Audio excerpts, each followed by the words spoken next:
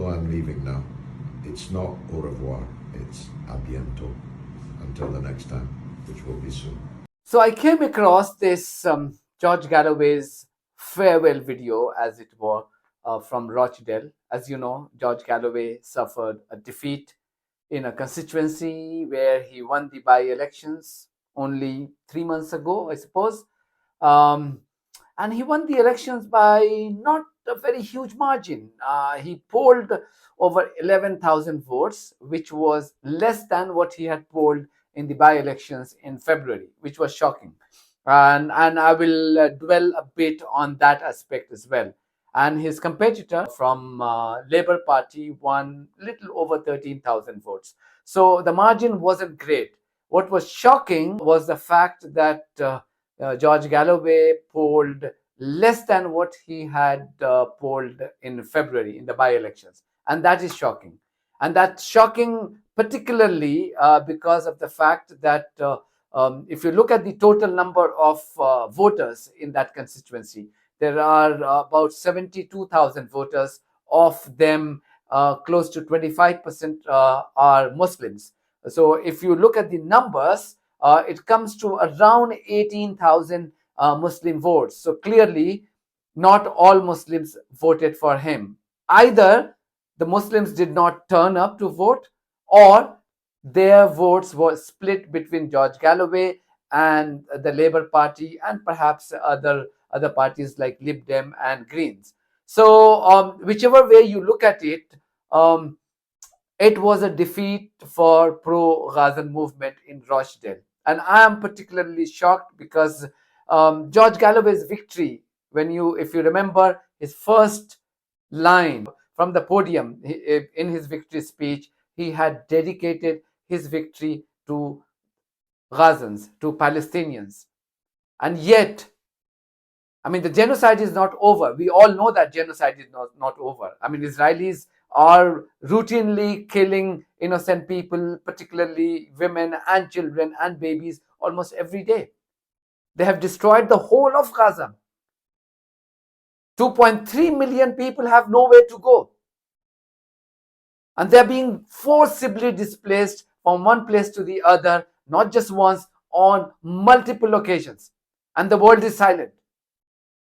The world, which talks about human rights when it comes to white population of Ukraine, has suddenly just lost its voice. You have famine, people dying out of hunger, people are being starved to death, people are being slaughtered, babies have their heads blown up by Israel's rogue regime, and yet the world is silent. And one person who has been very, very consistent in his stand for Palestinians, who has never changed his stand in the last 25 years that I have followed him, that person gets defeated because the Muslims either don't turn up to vote for him, or they have their votes split. Whichever way you look at it, it's a defeat for the forces who have shown allegiance to people of Palestine. It's not a great advertisement. This is not going to encourage people to go and raise their voice for humanity. If the least the voters, particularly Muslims of Rochdale, could do was to turn up in hordes, in numbers, and vote for George Galloway, they could not do that. How do I know that? Because the numbers say that.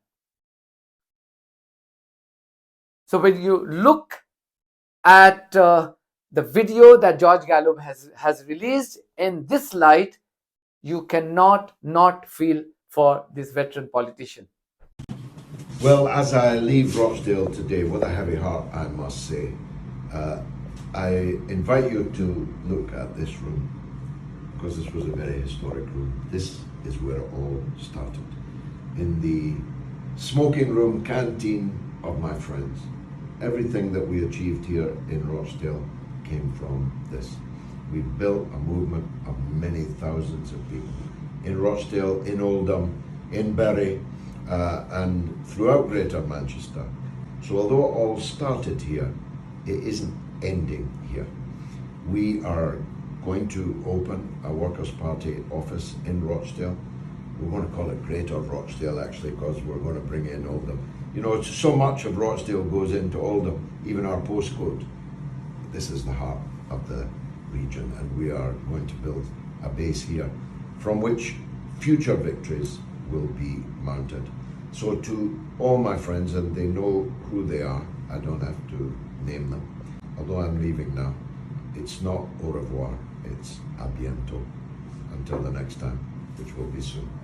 Great thing is that George Galloway is not going anywhere. That exactly was my fear, which I expressed in my last video. What George Galloway is doing now by setting up an office, dedicated office, and literally camping there and interacting with people.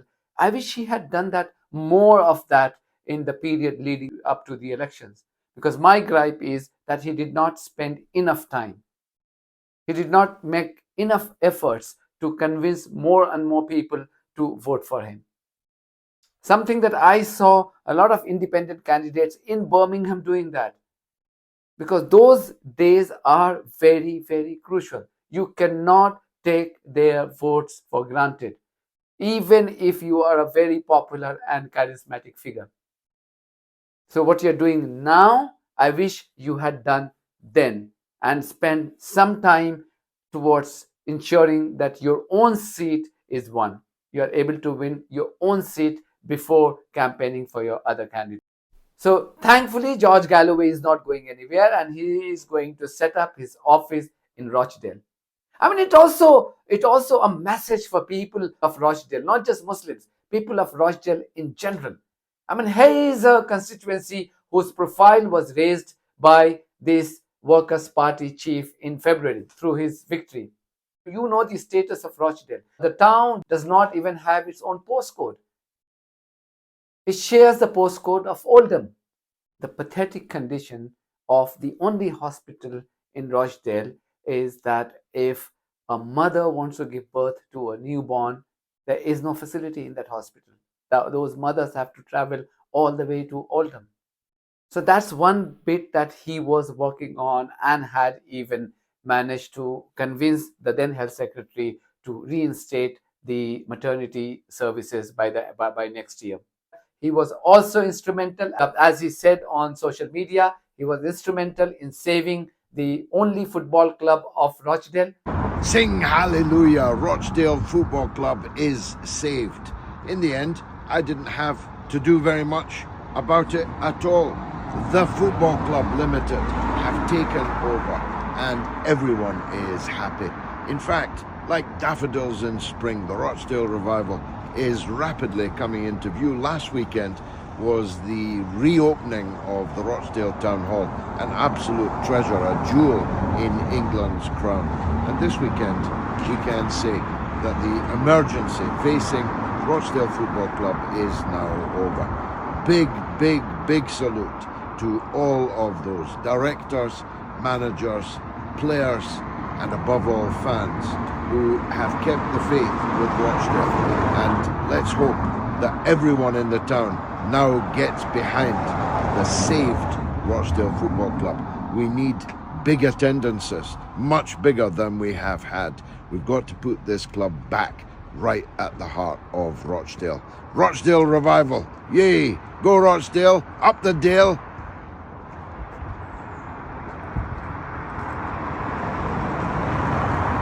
So the guy was doing his bit, as well as raising his voice for Palestine, because you needed, of course I mean, this election has sent at least four pro-Gazan MPs, and if you include Jeremy Corbyn and Dan Abbott, there are quite a lot of powerful voices in the parliament who we expect them to raise their voice for Palestinians or just humanity.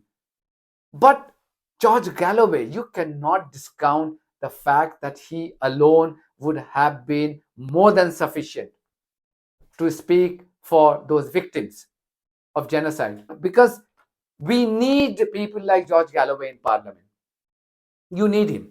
I may disagree with him on many other issues, particularly his choice of media, because he appeared on Piers Morgan, and I have to tell him whenever I meet him that it is a wrong decision, and if he's being advised to do so, he should not listen to that advice, because the people who watch Piers Morgan are never going to vote for you. If you are in that illusion, you are being delusional. They're never going to vote for you. The fact that they watch Piers Morgan, the guy who has been continuously supporting the genocide of Palestinians, and you decide to go and appear on that channel, the only thing that you are doing through that exercise is helping a genocide enabler, a supporter of genocide, earn more money. So monetizing their hatred. That's what you're doing.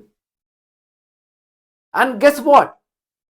You will only be relevant to them for as long as you are able to help them get numbers. So, i.e., if you are not an MP, you are of no relevance to him. But we will continue to treat you very, very important, because we know what you are, and what we know how you have been fighting for just cause for the last several decades. So regardless of whether you contribute to the views of my YouTube channel, you will be very important to us. But that may not be the case when it comes to Piers Morgan. So you have to rethink about your future decision to appear on that channel.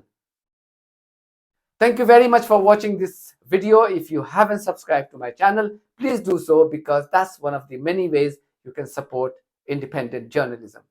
God bless you all.